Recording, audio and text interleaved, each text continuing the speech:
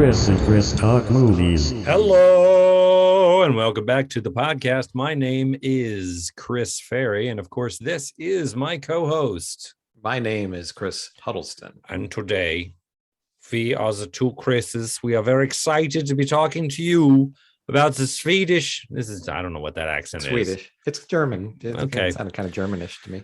We are excited to be talking to you about the Swedish horror film, Let the Right One In.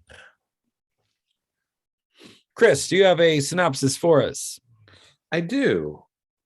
And I'm not going to try to pronounce any of the names in this. Fair. Because I would just I would just butcher them. Bully them. I've got bully on the mind because of This movie. the film. So it's a 2008 film. It's Swedish. And the synopsis is Oscar, an overlooked and bullied boy, finds love and revenge through Ellie, a beautiful but peculiar girl. So this Peculiar was the first. she is. Yeah. She's peculiar. So this was the first time for you. You were aware of this film, though. I was aware of it, and I was aware that people liked it and that it had gotten good reviews and good buzz, but I had not seen it. Okay. What did you think? So I really liked it. I think it's set in the 80s in Sweden.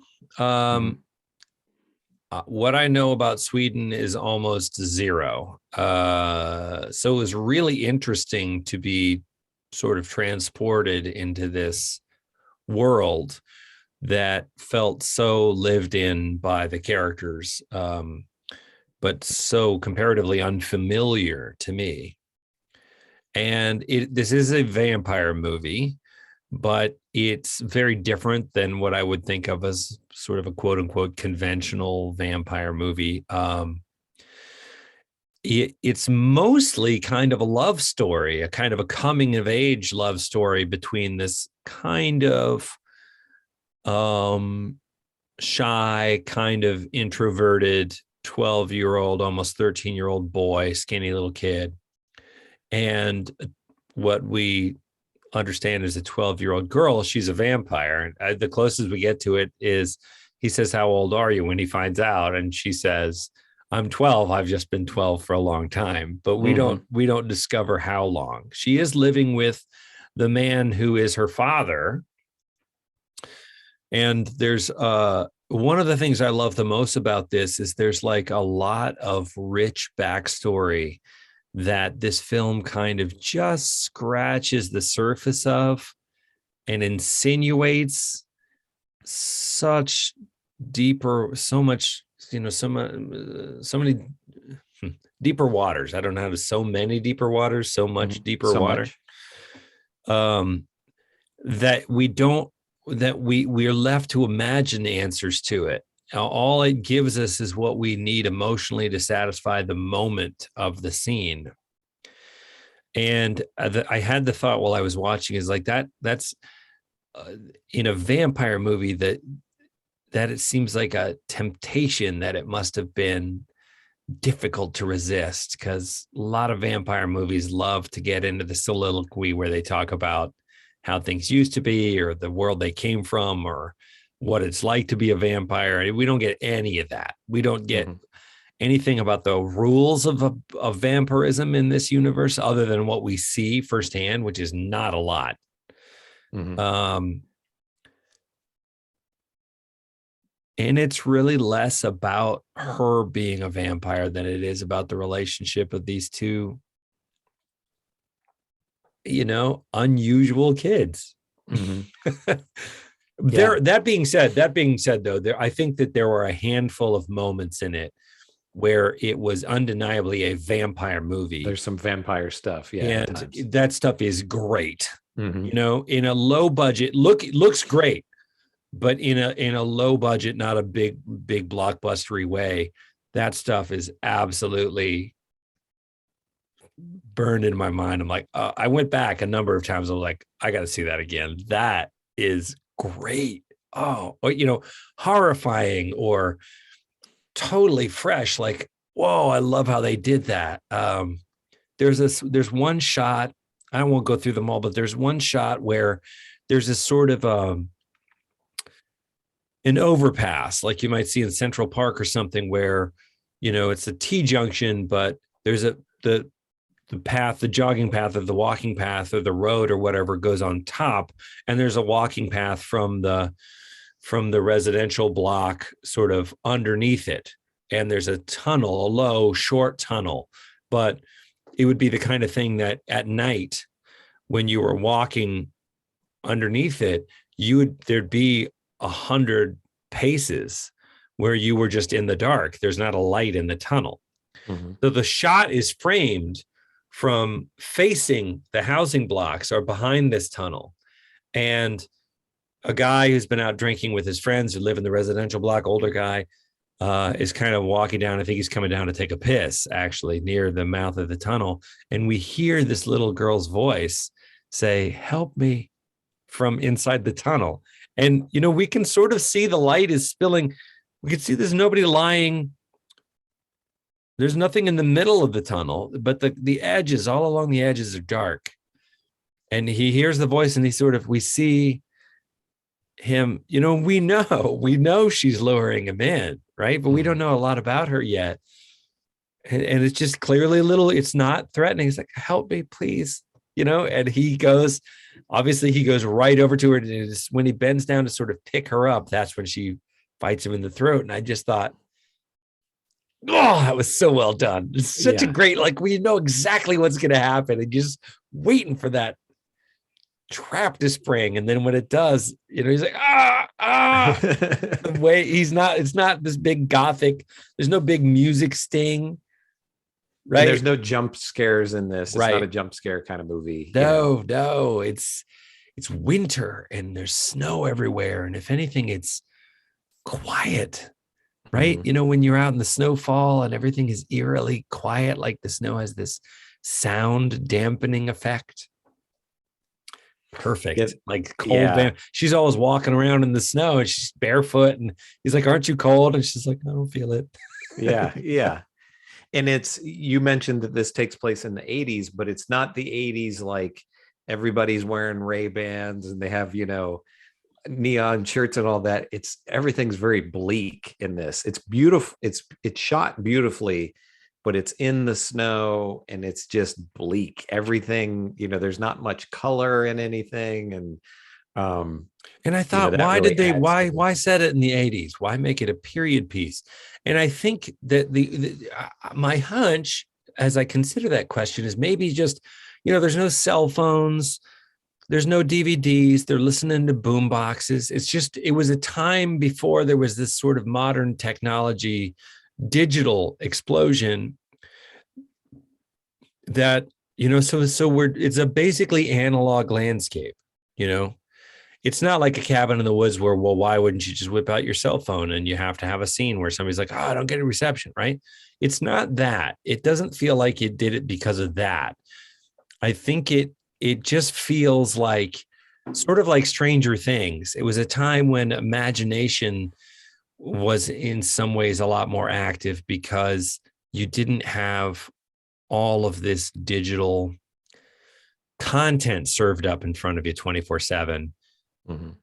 In getting in the way of it, so you had long, quiet stretches where you're like walking home alone. You don't have earbuds. You're not, I suppose people had Walkman and stuff, but you get what I'm saying. Oh yeah, absolutely. This was an adaptation of a Swedish novel.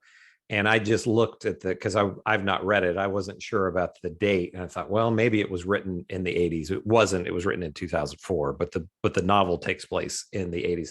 I think definitely, especially with horror movies. And again, this isn't exactly that kind of horror movie, but I think you are seeing filmmakers, part of it's nostalgia. And, we're getting a crop of filmmakers now who grew up in the 80s, and have nostalgia for it.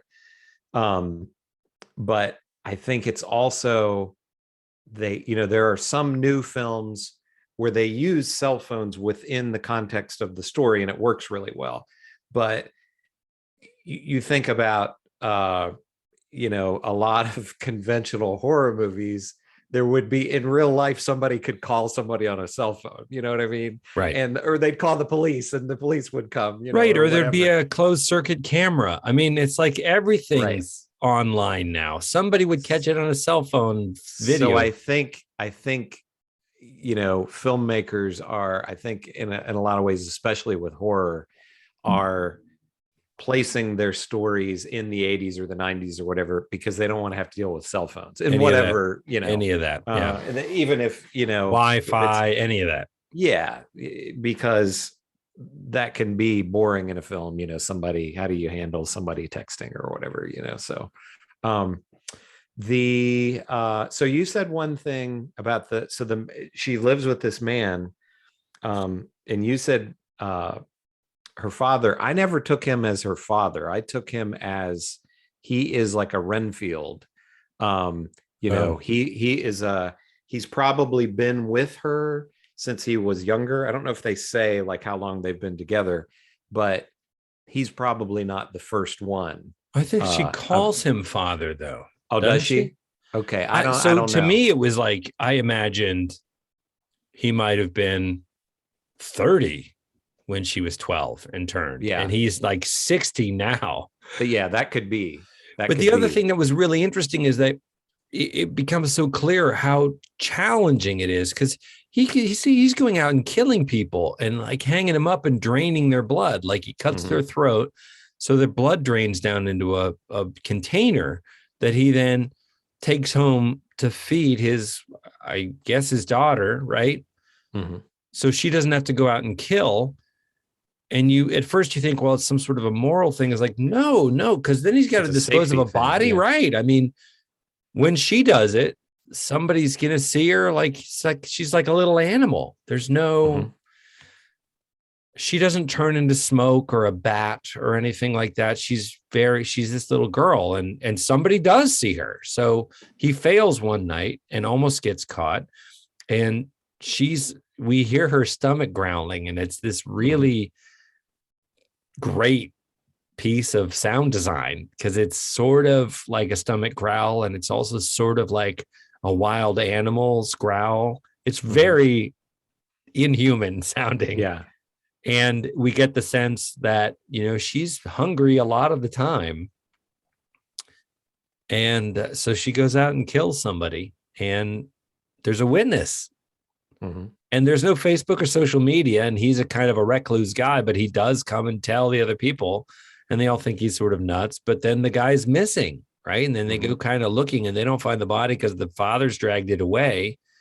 And it turns up later, he drops it in the pond, right? There's a hole in the ice that he kind of buries it in, but it gets found. And you realize, you can't just, they kind of gloss over that in a lot of vampire movies. It's like, you're just leaving this pile of bodies. Like, are people not onto you? Like, most vampire movies, you're not worried about the cops. And the thing is, they're not, I don't know exactly where they are in Sweden, but it seems to be a pretty small place. There's forest around them, and so it doesn't seem like they're in a big city or anything. So, Oh my God, I just had a realization. When you said the Renfield thing, it's okay. So we're jumping way out of sequence. I'm sorry to interrupt you, but this is literally a light bulb that just went off. What if her father, she met him when he was 12, right? Because at the end of the movie, you're sort of happy, like he's gone off with his new friend, right? And she's got her in a cardboard box on the train. He's run away from home, and they're striking out together to make a go of it. Don't think about it too hard. But she could be like, yeah, what if this guy was just this guy who loved her? Because I'm like, but he loves her, clearly.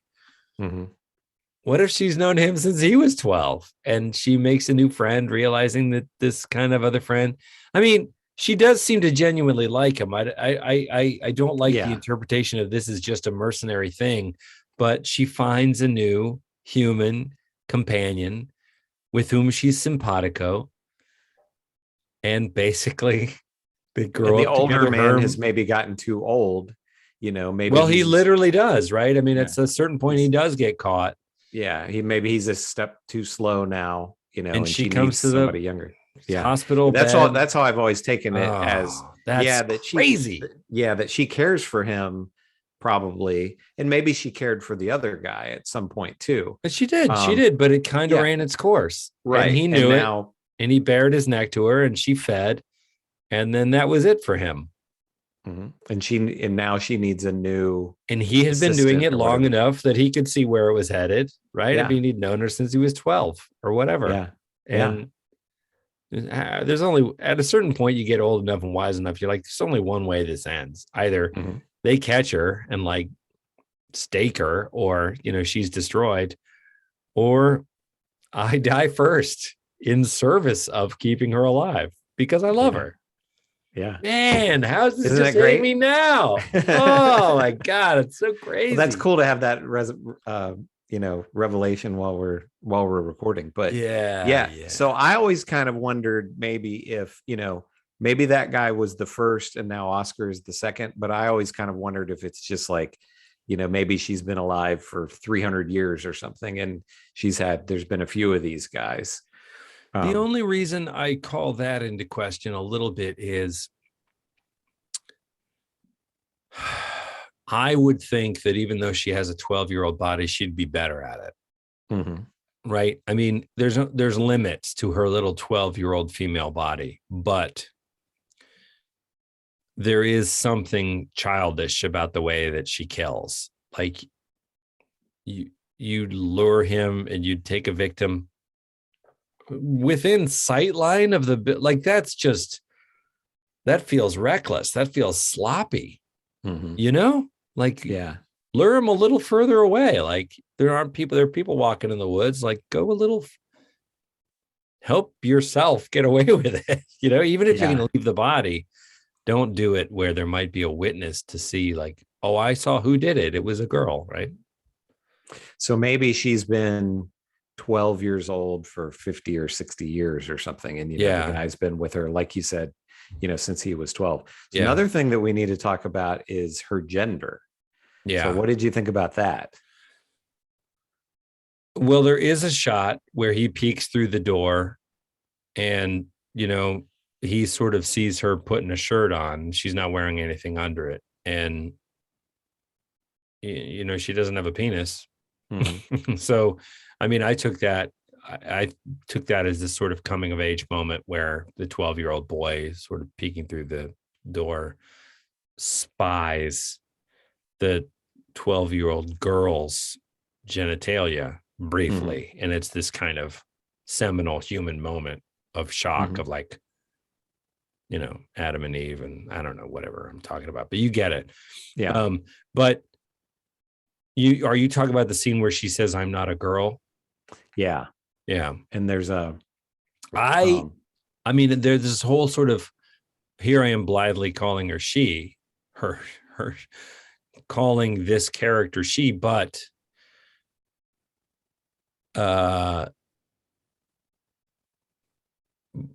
she presents as female, and I interpreted the scene, "I'm not a girl." It gave me pause for a moment to think about it, but then I was like, well, I think she's just sort of saying I'm not human, right? I'm not what you expect. Like, we're not gonna be first loves and grow up to be 18 and lose our virginity to each other and get married and have kids, and like, I'm not a girl. Like, I'm not what you think I am. Yeah. But I loved that there was that resonance. I loved that had a modern resonance. That's like, I don't fit into a box that way. Biologically, Ellie is, female. What was your takeaway? Well, there's some thought that she was a boy at one time and had essentially changed to a girl. I don't know if some way it was somehow more protection that way. I don't know. You talk for a minute. But well, what is that, an article you read, or what in the film led you to that interpretation? Because that didn't occur to me. So don't you see when you see? I was thinking when you see her genitals that there's like a scar there, that maybe, there was a penis there at one time and it was removed. Oh, I confess I did not go back and pause that. It's very quick. I just looked to me like, the beginnings of pubic hair. Okay. Like not an adult estrogen body amount of pubic hair, but like 12-year-olds. But I don't know. I guess I could go back and screen grab that moment. So it says, long as nobody's watching. What are you doing? Still more nothing. It says, though still more ambiguous than the book, there's a scene in Let the Right One In where Oscar is spying on Eli in the shower while she is rinsing off a large quantity of blood and notices what, as to the audience, not biologically female genitalia. Interesting. The novel says, among the details revealed is that Ellie is a boy named Elias, who was castrated when he was turned into a vampire over 200 years ago. Oh, he dresses in female clothing and is perceived by outsiders as a young girl. So that's in the novel. That wasn't clear to me in this. There was, however, echoes of, I wondered, part of this sort of backstory that I thought was echoed to was that there was sort of sexual horrors, like maybe sexual abuse, or a time spent in child prostitution or something. And there's certainly a world weariness to Ellie that that there's not a 12-year-old innocence to Ellie, but it's also very kind of other and very strange and different. But there were sort of echoes. That's really interesting that is made more explicit in the book, because if that was supposed to be explicit in the film, I missed that. That was so quick. Yeah. And I always took it as it almost looked like there was a scar or something there. But maybe I should freeze frame it, because I always took it as she'd been castrated. Well, but you shouldn't have to freeze frame a film if that's an important thing. They maybe did that too quickly. Yeah. I'm not sure, what does that do? What does that do to the movie? Because Oscar doesn't seem to care, right? No. Oscar's become attached to Ellie emotionally, whatever, right? I mean, his attraction to, I guess, do we call Ellie her, him? I don't, she's presented as her in the film, but it seems to be more than sexual. He's attached to Ellie at a very deep personal level, right? And there's even a scene where he's like, I don't care, it doesn't matter what we do, I just, or Ellie says, would you like me even if I wasn't a girl, or something like that, and he says, yeah. It's all handled very lightly. I think that's another aspect of it, that she's saying that she was male at one time, and not just that she's a monster or whatever. She also says at one point that they can't be friends either, so I guess just trying to protect him. But and also you have the aspect of that he's 12, so it's like, is he, is it a sexual thing at this point even? So Well, it's weird because my kids are just going through puberty now too, and that those first stages where the biological imperative of, people's sexual selves, the viability of their sexuality just coming online in a purely physical way as the DNA dictates the the cells are unwinding, and it's like this is what happens to a human being at this time. Definitely it's happening before the kind of mental comprehension comes with it. I mean, it makes me think of some of these like werewolf films and stuff where you're looking down and you're watching your body changing, these crazy, what's happening to me, so that didn't faze me so much either, because I think this is the time when nobody, even if you have parents that explain to you that it's all perfectly normal and this is what's going to happen, it's got to feel like you're looking at yourself transforming into something else. And if you're female and you're menstruating, you're just like, oh God, what's happening? That's terrible. Great that you bring that up. Have you ever seen the movie Ginger Snaps? Mm-mm. So it is a Canadian. We should watch that sometime. I think you would enjoy it. It's Canadian, like kind of low budget. It's like early 2000s, like right around 2000. And it's two sisters, and one of the sisters is bitten and becomes a werewolf. Oh. But they're teenagers, they're like 15 or 16 or something like that. So it's also, about menstruation, a coming of age story. Right? Yeah. We should watch that sometime. I think you would enjoy it. It's a neat movie. So I wanted to talk about kind of the climax, the swimming pool scene in the end. Yes. Which is it's great because it's, there's this so in this scene, the bullies are pushing his head under the water in the swimming pool. Well, pause, because I want to unpack the bullies, right? There are 3 peers of his. One is a kid that is the ringleader. There is a bully. And then there are 2 toadies. And there's a tall, skinny toady, and there's a sort of a short, chubby toady.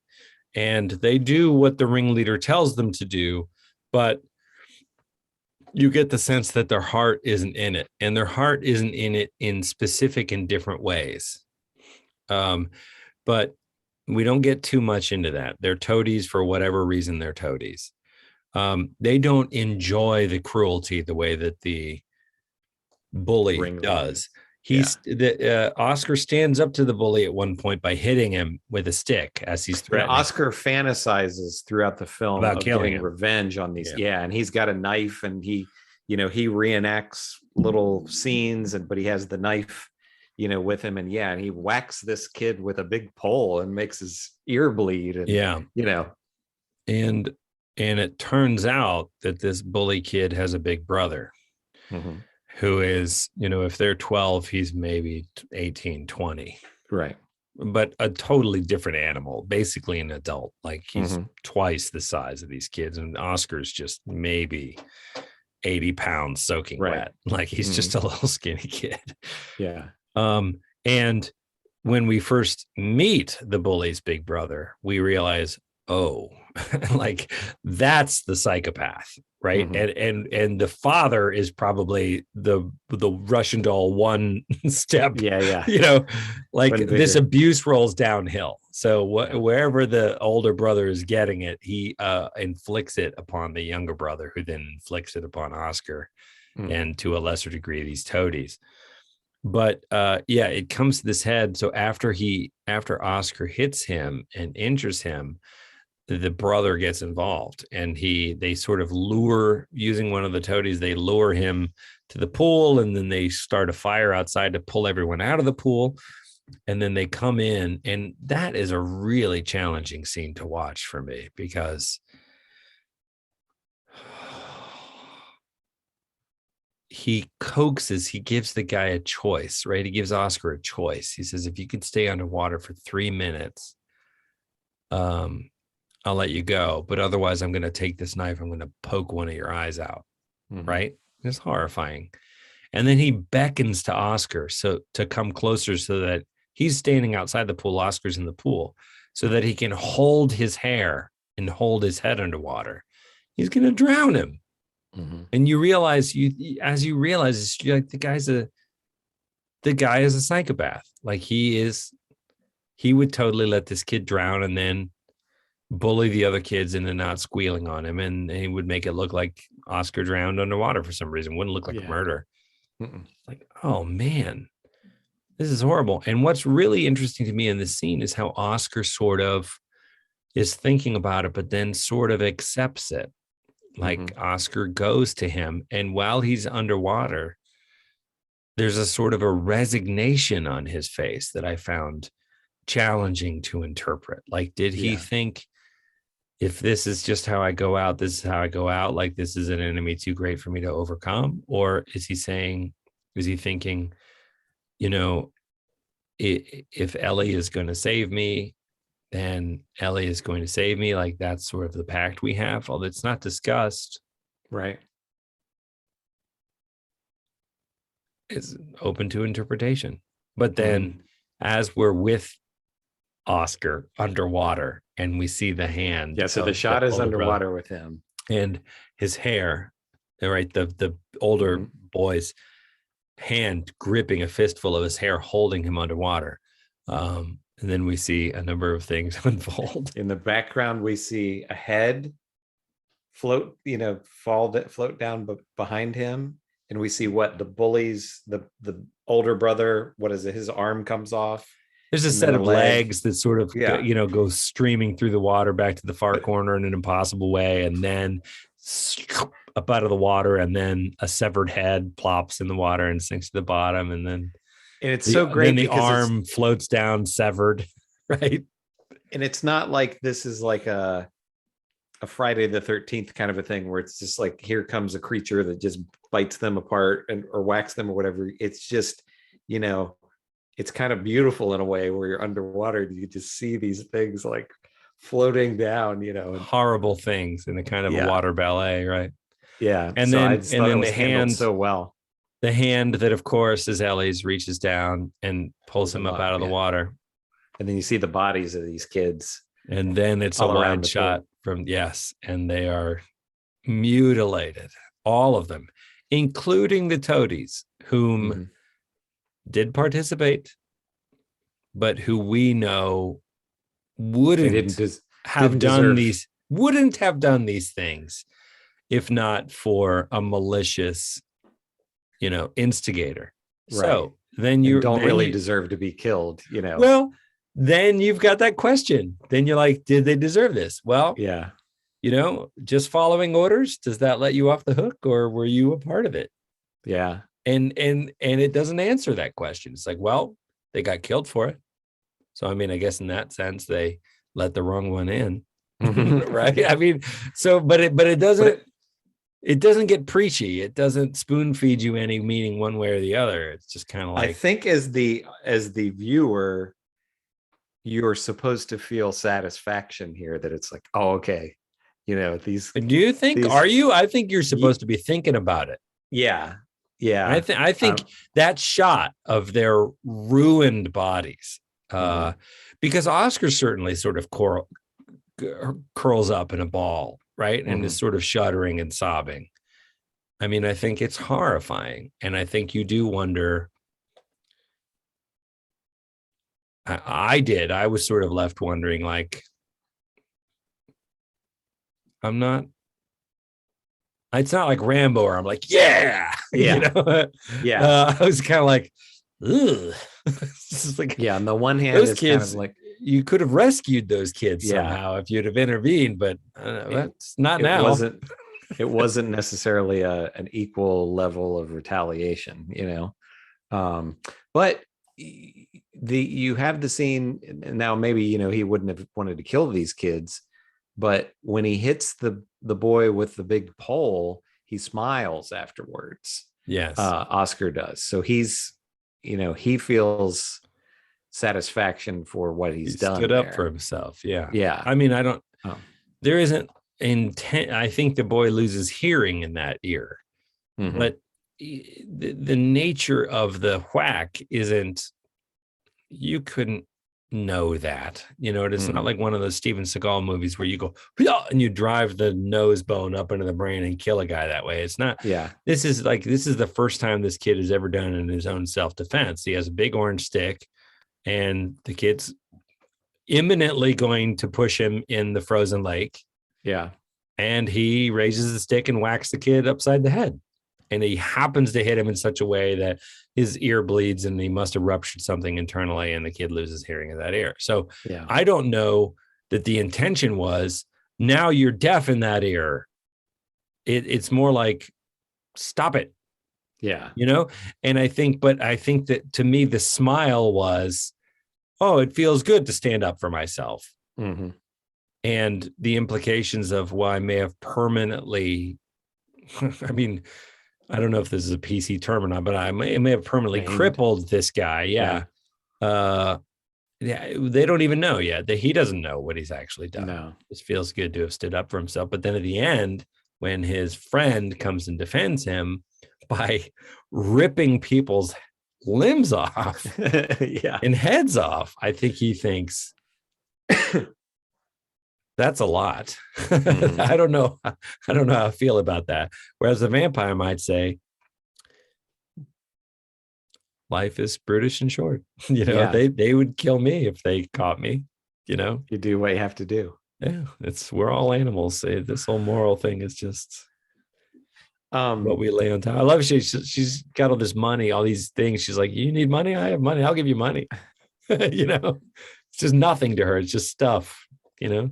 That's one thing I saw a Twitter thread the other day that was if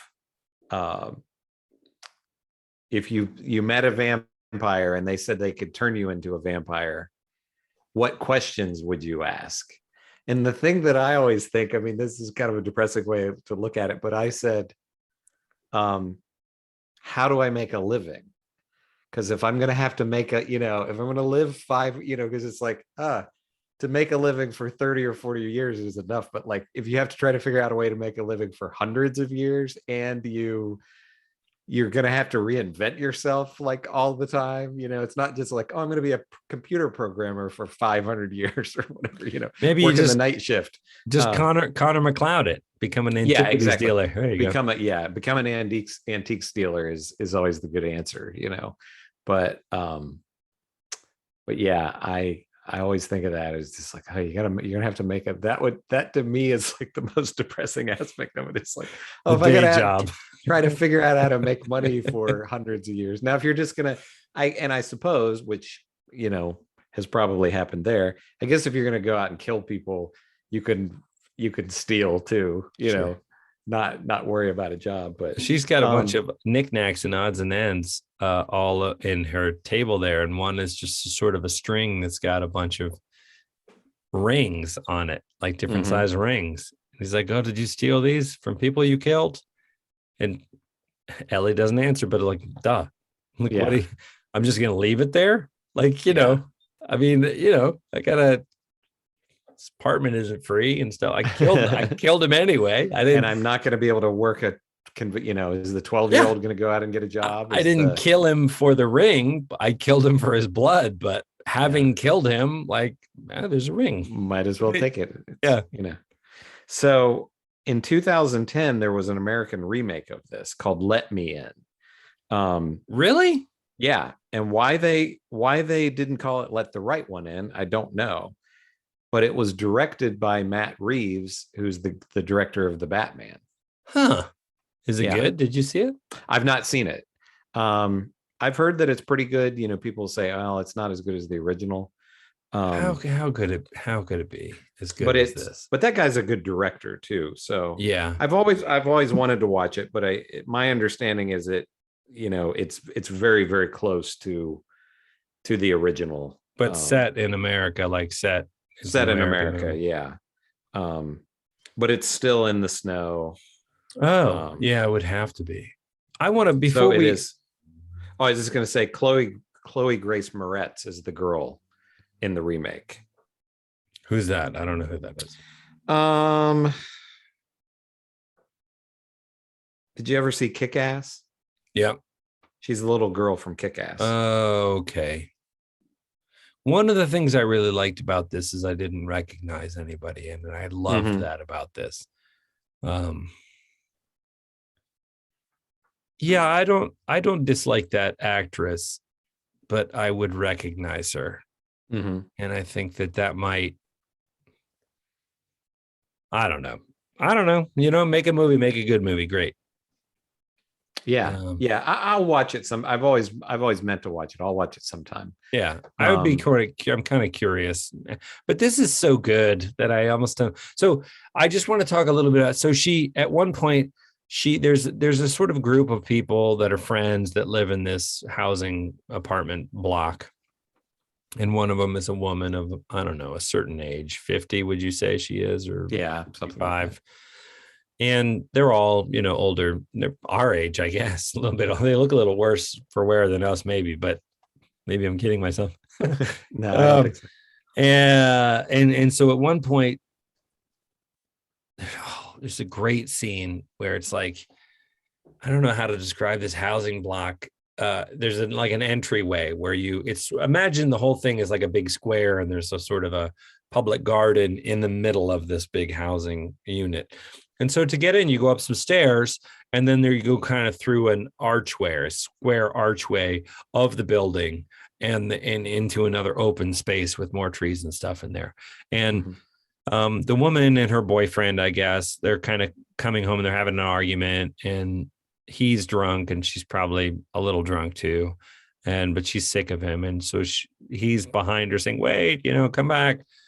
And she goes staggering up there. And when she walks under the thing, as soon as she clears, he's watching her, where at his point of view, as soon as she clears the inside and she's under open sky again, Ellie comes dropping down like I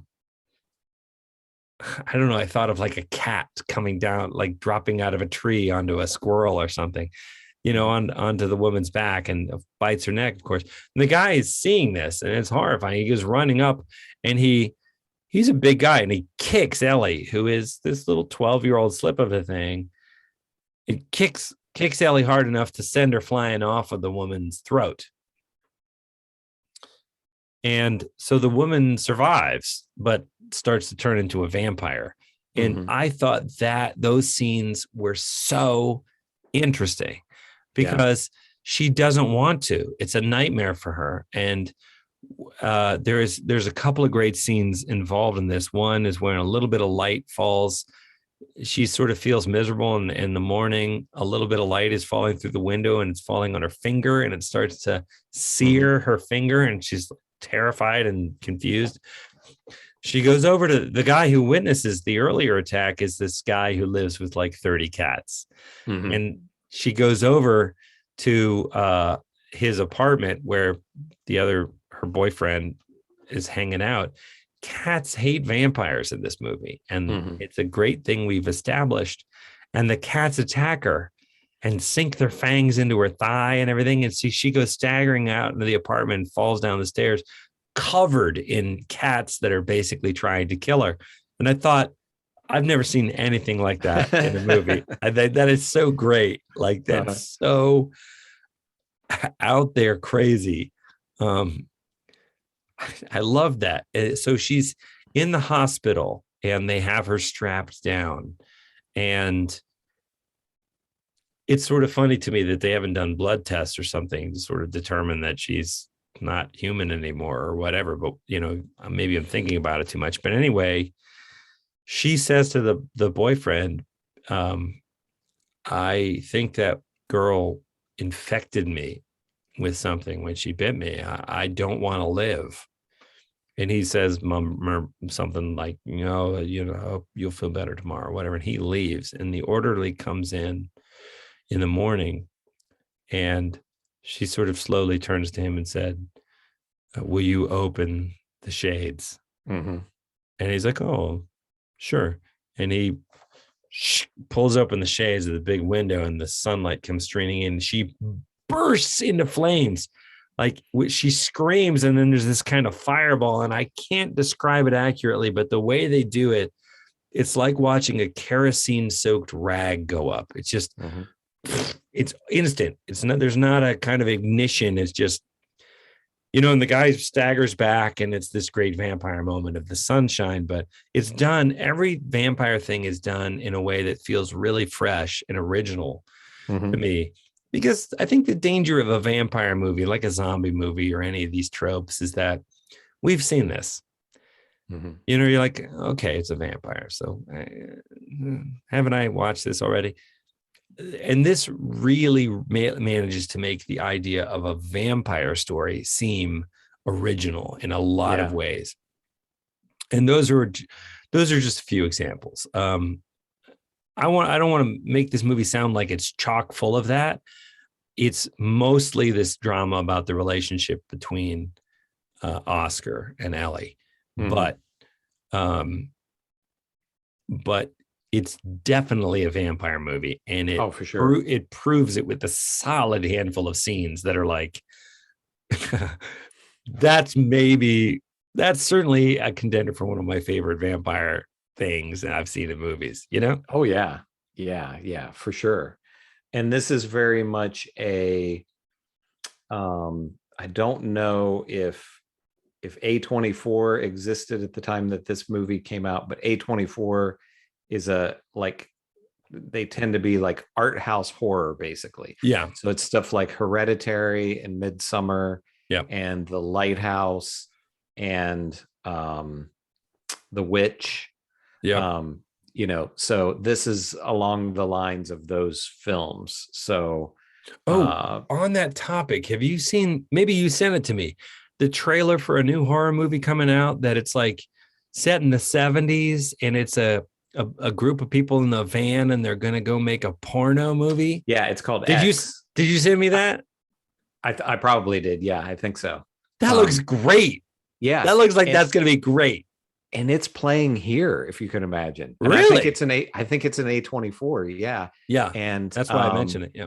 Because I happened to be in the mall a couple of weeks ago, and I was like, wow, that's showing here. I thought that's going to be a really limited release, but no, it's playing here. So that director, another one we could watch sometime if you like to. So that director's name is Ty West, and he directed a movie called House of the Devil, which takes place in the 80s, and it's intended to be very 80s. And it's just about this girl who's a babysitter, and it's a very slow burn, but that's a movie that I think you would enjoy. I think we should put that one on the list. It's called The House of the Devil. With horror, I have to kind of pace myself because I'm not the enthusiast that you are, but I do appreciate, And this is definitely not like a full of jump scares and, just a bunch of gore and stuff like that. Along the same lines of, it's more, I would say, indie horror, not really art house horror, but for people who haven't seen Let the Right One In, but they're into these other things like Hereditary and Midsummer and The Witch, it's in that kind of vein. Let the Right One In, I mean, in that it definitely has those horror elements, but it's kind of more of a drama than anything, and a love story. Cool. So would you recommend this one? Yes, I absolutely would. I think for it being a vampire movie, I would say the only note I would tack onto it is that the pacing of it is relatively, when I say it feels like a kind of a coming of age romance between two 12-year-olds, that's almost just a pacing note for me. It unfolds slowly. And a lot of this stuff that I thought, what I raved about being like some of the most interesting and fresh vampire stuff I've seen, happens in Act 3 of this. Once Oscar sort of realizes what we know relatively early.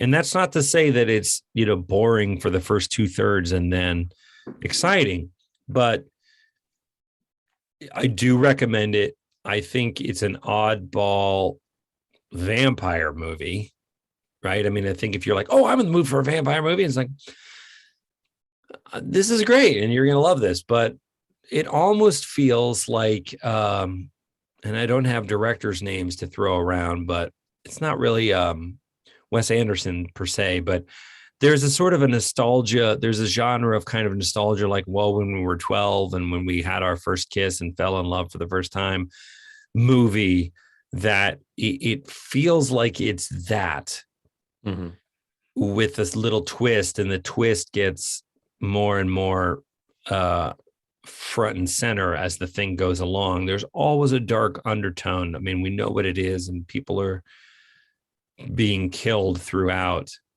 but that feels more like meanwhile, in this small town, while I was falling in love for the first time, there was a killer loose, and that's sort of a metaphor for like the fear of all these new feelings. So I would just say, if you're into the genre and you're into like really good movies and you don't mind subtitles, this is a great movie. This is great. Yeah. I think it's got 7 something or 8 on IMDb. And I'm like, absolutely. For sure. Absolutely. Yeah. And it's just not a buckle your seatbelts ride. It's not Blade, right? If you like that.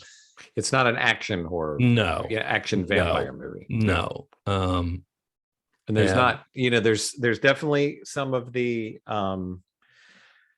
the typical vampire tropes with, let me in, he has to invite her in. There's you can't go in the sun, but it's not like people with crucifixes and, a stake that they're going to put through their heart and all that kind of stuff. And there's little cool moments where Oscar is sort of like offers Ellie some candy.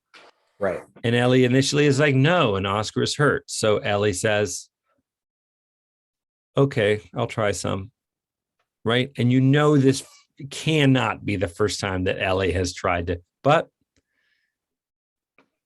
for Oscar, puts it in her mouth. And then we cut to her like vomiting her guts up, and Oscar sees like, oh, Ellie can't eat regular food, but did it for me. And there's another scene where Ellie says, you have to invite me in. And Oscar's just kind of like, why? Just, what is it, a barrier that you hit? Yeah, just come in. Yeah.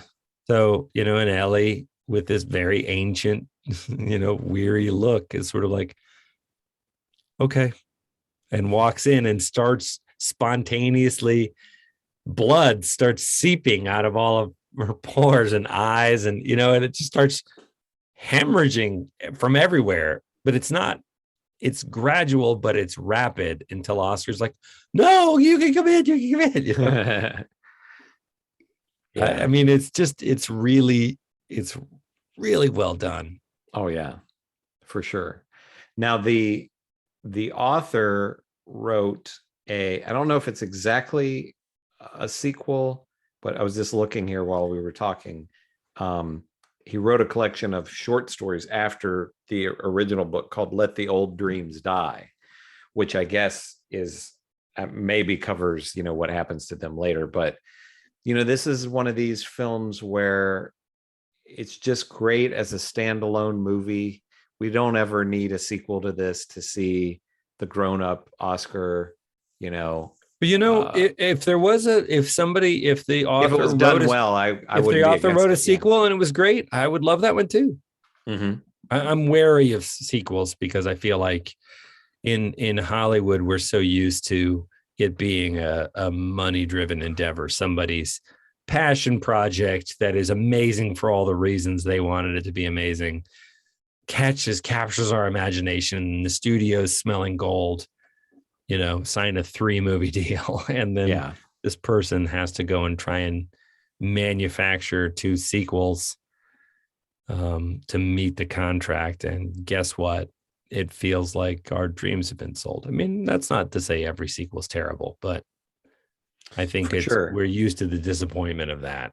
Oh yeah. Why do we need now? If they ever, this wouldn't be bad if they did a new did this as a series length adaptation, like 6 or 8 episodes or something like that could be cool. But you couldn't use the if they same kept the tone. actor. No, right? couldn't use Because the same actors. It would be different people. Ellie's but- perpetually 12. yeah, it would have to be. And then, we talk about this a lot on the show. These aren't small children, but I don't know if their ages, if they were actually 12 when they made this, but It was plausible in the movie though. yeah, but you're getting really good performances from kids here. Oh yeah. Yeah. And I mean, I remember Stand By Me. impressive. Those kids were playing 12 and they were 20, Yeah. playing 12. And I thought that was convincing. Yeah. They look 12 to me. But yeah, I don't know how old these kids were in this, but so yeah. It's, I mean, I would highly recommend this too. It's great for horror fans and non-horror fans alike. If you just want to see an interesting kind of spin on, and that's the thing that's cool. It's with some of these different genres, like I've said a lot of times on the show, that I wouldn't care if I never see another zombie movie. And vampire stories are fine, but you don't want to see the same thing over and over again. But I do think it's cool with some of these genres, that every once in a while somebody will come up with a really fresh idea. Yeah. I mean, we've literally at this point had hundreds of years of vampire stories, and if you want to go back to Bram Stoker's Dracula being kind of the first sort of modern, but that's 150 years old or whatever it is. Yeah. So I think it's neat that there are still fresh things that people can do with something as simple and as tired in a lot of ways as a vampire story. Yeah, I agree. So, Chris and Chris Talk Movies at gmail.com. That's our handle. We are on the socials. Like and subscribe if you're watching us on YouTube, please. Likewise, if you are listening to us on the podcast, all that stuff is great to see. And thank you so much for joining us. What do you want to do for next week, Chris? I had brought up, so we had this sad news about Bruce Willis, that he has this. Did you see the news about this? No. Oh, so Bruce Willis has announced that he's retiring because he has and I forget what, I hadn't heard of the disease before, but he has some kind of a neurological disease that robs you of speech. And I guess basically people can't talk. They get to a point where they can't talk.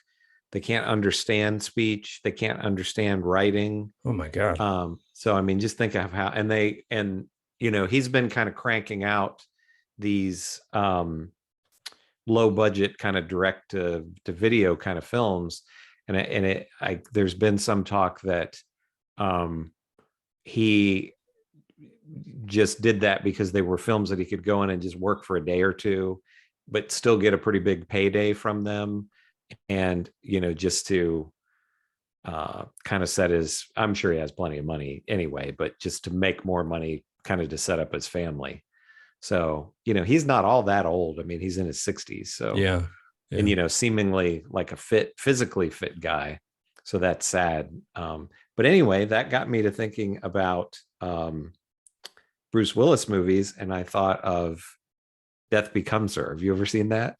I feel like I did way back when. Is that a comedy? It's a comedy. Yeah. It's another Robert Zemeckis one. Yeah. Okay. Let's do that one. Is Meryl Streep in that? Meryl Streep and Goldie Hawn. So it's Bruce Willis, Meryl Streep, Goldie Hawn. Okay. So for next week, we are doing Death Becomes Her. I believe it's on HBO Max, I think. Bruce Willis, Meryl Streep, and Goldie Hawn. Goldie Hawn. Yes. And one thing I wanted to ask you real quick before we finish. Have you watched Moon Knight yet? No. Oh, the Moon Knight show? Is it I haven't out? either. Yeah, it hit yesterday. And I think I don't know if they just dropped the first episode or they dropped the first two. I want to say they dropped the first two, but I guess I didn't even realize it's a series. I thought it was a movie. It's a series. No, it's a series. Limited series. I don't know how many episodes. But I still haven't seen the Batman yet. Yeah. Well, this one you can watch at home, so because it's Disney Plus. Okay. I'll check it out. I like Oscar Isaacs. And it is the first Marvel thing that they've done as far as a show that isn't pre-existing characters, that they'd already used in one of the movies. So right. This is the first thing that this is it's a character that's existed in the comics for a long time. Right. But this is their first time doing a completely new character, completely new storyline that isn't based on other movies. So is it set in the Marvel universe? It's in the world with the Avengers and everything else? Yeah. In the comics it is, and presumably if they stick to that, it will be in the show. Because I think probably the first I can remember buying a Moon Knight comic when I was a kid, when it was Moon Knight and Spider-Man in the comic together. So but I'm pretty excited about it because it's a character that I always liked. All right. Well, maybe we can check that out and chat about that after we talk about Death Becomes Her. Yeah. That would be nice. That would be nice. All right, my friends. Thank you so much for joining us. And unless you have anything else to add, Mr. Huddleston. I do not. Chris and I will talk to you next week.